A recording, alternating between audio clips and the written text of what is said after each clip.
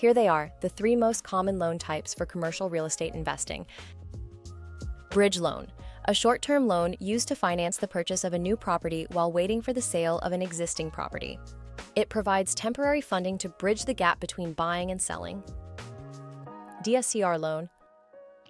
We defined this earlier, but it's important to discuss again. It's a loan product is designed for real estate investors to finance through a purchase or a refinance income-producing properties.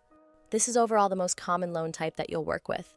DSCR loans can be used to purchase or refinance a residential property, an apartment complex commonly referred to as a multifamily property, short-term, mid-term, and long-term rentals.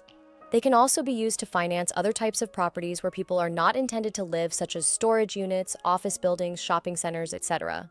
Don't get dissuaded from these larger loans that can be in the millions of dollars because your compensation could be pretty hefty as well. Renovation loan, used to finance the costs of renovating or repairing a property. In the residential lesson, we discussed this a construction loan. The major difference is that in this case here, it's used for investing purposes and has a completely different set of criteria as it's intended for investment purposes only. It covers expenses like materials and labor. For a fix and flip, the loan may also include the purchase of the property. Interest considerations typically include higher rates during the renovation period, often interest-only payments, and also interest points paid upfront. After renovations are completed, the borrower will either need to refinance to a DSCR loan and rent the property or sell the property. There are other loan types and products, but DSCR and renovation loans are the most common.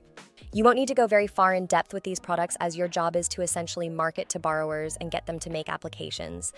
The processors and underwriters will handle the bulk of the duties and will inform you on what files to request from the borrowers.